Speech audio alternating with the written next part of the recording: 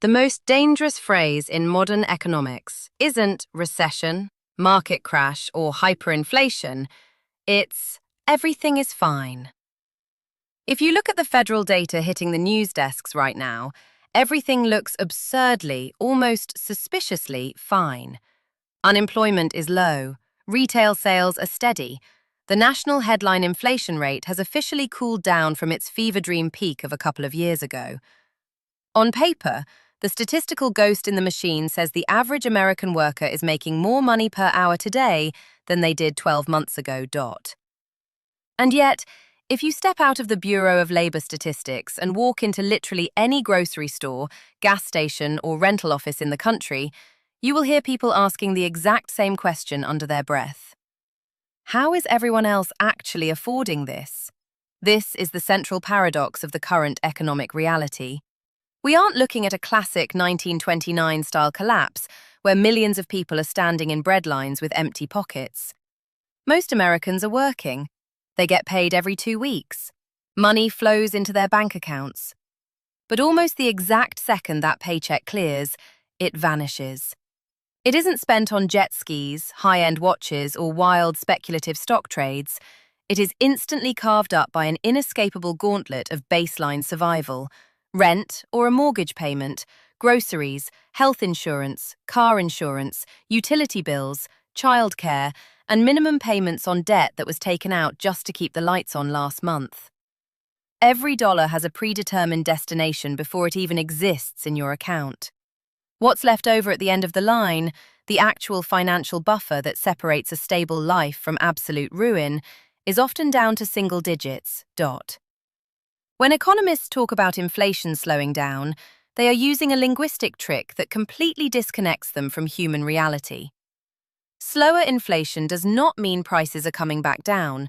It means prices are continuing to climb, just at a slightly less aggressive velocity, built on top of a permanently elevated mountain of previous price hikes. If a box of basic cereal went from $3 to $6 over 3 years, a cooling inflation rate just means it's now moving to $6.20. It never goes back to 3.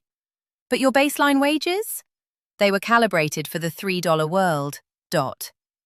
So when you see someone standing in an aisle staring at a bottle of mouthwash, a pair of kids' boots, or a bag of baking chips that jumped 20% in a matter of weeks, you aren't watching a minor annoyance. You are watching the systematic destruction of the American middle-class safety margin. Families do not live inside macroeconomic GDP graphs. They live inside individual, unyielding paper receipts. And here is the open loop. The quiet, catastrophic mystery at the very core of this entire setup. If wages are technically going up, and if the official figures insist the national economy is expanding, where is all that newly created money actually draining to? Why does a full-time, 40-hour-a-week job no longer purchase the fundamental baseline of security that it guaranteed for 3 generations? The answer isn't just greed, and it isn't just bad luck. It is a structural trap engineered over decades, a system where the cost of existing has been decoupled from the value of labor, leaving millions of people playing a game where the rules are quietly rewritten every single night. And as we dig into the machinery behind this squeeze, you'll see why one single, completely mundane, unexpected bill, a blown head gasket, an escrow account adjustment, or an emergency root canal, is now all it takes to trigger a complete financial tailspin for a household that looks, from the outside, perfectly middle class. To understand how the American household budget was stripped of its margin, you have to look at the structural decisions made long before the recent price spikes. The current crisis is not a sudden accident. It is the result of long-term shifts in housing policy, corporate wage structures, financial deregulation, and the changing economics of essential goods over the last 40 years. Between 1979 and 2022, productivity in the United States grew by nearly 70%, while net pay for the average worker grew by less than 20%. For decades, American families compensated for this wage gap through specific structural shifts. First, millions of households transitioned from single income to dual income structures during the 1970s and 1980s. Second, when 2 incomes were no longer enough, Cheap credit filled the remaining space. The financial crisis of 2008 permanently altered this landscape. In response to the collapse of the subprime mortgage market, the Federal Reserve lowered target interest rates to near zero levels and held them there for over a decade. While low interest rates reduced borrowing costs for corporations and homebuyers, they also restructured the entire housing market.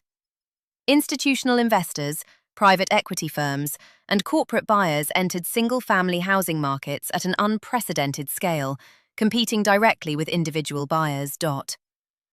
Between 2010 and 2020, housing construction failed to keep pace with demographic demand. The United States accumulated a structural housing deficit estimated at between 3 and 5 million housing units. When inflation surged following global supply chain disruptions and massive fiscal stimulus packages, the Federal Reserve responded by raising benchmark interest rates rapidly. Mortgage rates jumped from historic lows near 3% to over 7% in less than 2 years. This created a sharp division within the economy. Millions of existing homeowners had locked in fixed 30-year mortgage rates below 4% prior to 2022. For these households, monthly housing costs remained largely stable, excluding increases in property taxes and insurance. However, for first-time buyers and renters, the affordability calculation collapsed. A home purchased with a $300,000 mortgage at 3% carries a principal and interest payment of roughly $1,265 per month. That same $300,000 mortgage at 7% requires a monthly payment of nearly $2,000. That represents an absolute increase of over $700 every month for the exact same asset, before accounting for local taxes or insurance premiums. This mechanism produced what economists refer to as the rate lock effect. Homeowners with low mortgage rates refused to list their properties for sale, knowing that buying another house would mean exchanging a manageable payment for a significantly higher one. Consequently, inventory levels dropped, preventing home prices from adjusting downward despite higher interest rates. For renters, the downstream consequences were immediate. As prospective buyers were forced out of the purchase market, demand flowed directly into residential leasing. Median rent prices across major metropolitan areas surged sharply between 2021 and 2024. Although rent growth eventually plateaued in certain regions, the baseline cost of rent remained locked at historically high levels. Simultaneously, secondary housing expenses began rising due to separate structural factors. Homeowners' insurance premiums experienced widespread upward revisions across the nation. Insurance underwriters adjusted rates to cover rising construction costs and increased claims linked to severe weather events. In states like Florida, Texas, and California, annual home insurance costs rose by double-digit percentages annually, directly increasing monthly mortgage escrow payments, even for homeowners with fixed-rate loans. Outside of housing, mandatory household expenditures underwent similar structural shifts. Healthcare costs outpaced general inflation for decades.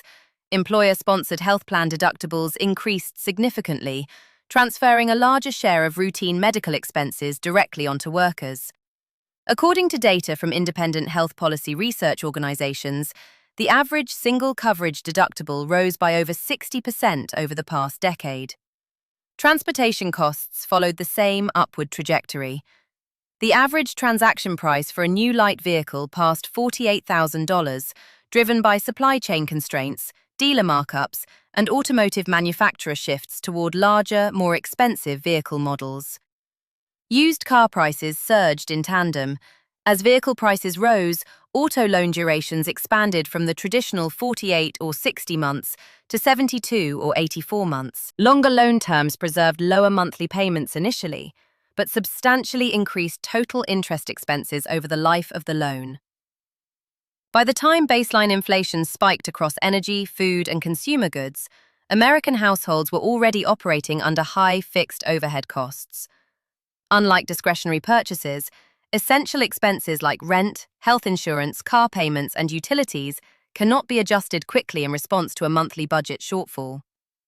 When those mandatory expenses consume 60 to 70% of net income, any price increase in everyday consumables directly reduces discretionary reserves.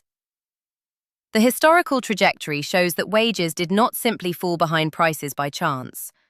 Over 4 decades, structural changes shifted financial risks from employers and institutions directly onto individual workers.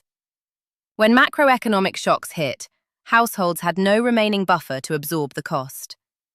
According to official data released by the Federal Reserve Bank of New York, total U.S. household debt reached $18.8 trillion in the first quarter of 2026.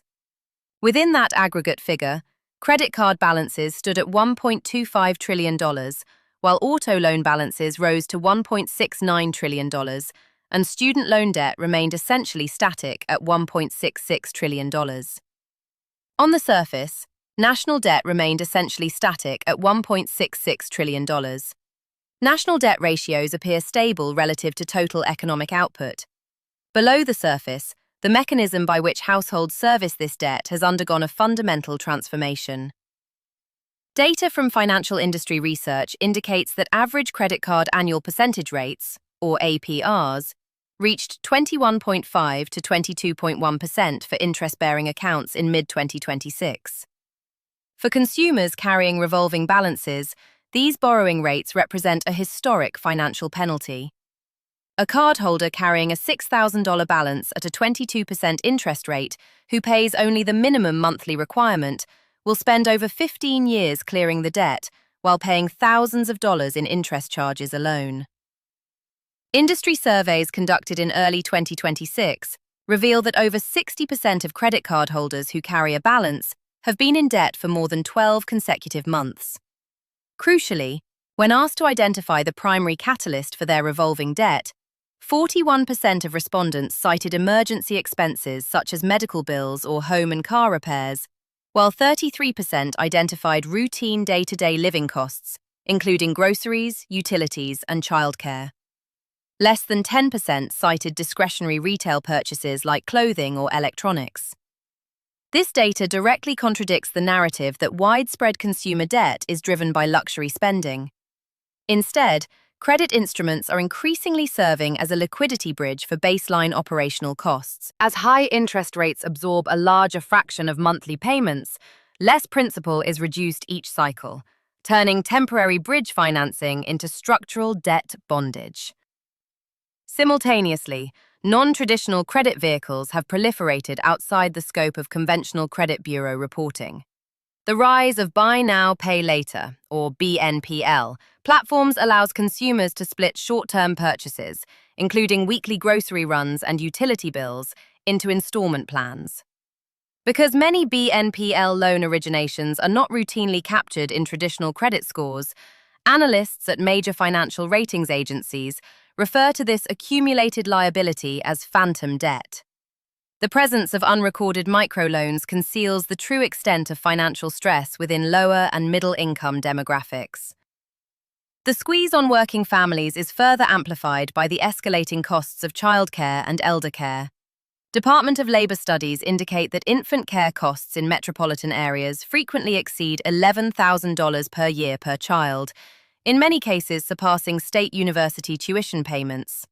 For families with 2 young children, childcare expenditures can consume between 20 and 30% of total household net income. When combined with median housing costs, 2 expense categories alone can capture more than 70% of a dual income budget. To prevent outright default, a growing segment of the full-time workforce has turned to the gig economy for secondary income. Federal economic reports show that millions of workers hold multiple jobs or engage in independent contract work alongside primary employment. Rideshare driving, food delivery, and task-based digital platform work are no longer utilized primarily for discretionary savings or luxury purchases. Instead, platform earnings are routinely allocated to cover monthly rent shortfalls, car payments, and grocery bills. However, gig economy work carries hidden structural costs that workers often realize only after tax season or major vehicle breakdowns. Independent contractors are responsible for self-employment taxes, full fuel costs, elevated personal insurance liabilities, and rapid vehicle depreciation. When these secondary expenses are fully accounted for, net real earnings from gig platform shifts drop significantly, delivering far less financial relief than gross payout screens suggest. The friction between top-line economic statistics and household realities has created a profound policy debate. Federal monetary authorities prioritize maintaining price stability through elevated benchmark interest rates to prevent inflation from re-accelerating. Yet, the prolonged environment of high interest rates directly increases the cost of carrying consumer debt, mortgages, and auto loans for the average citizen.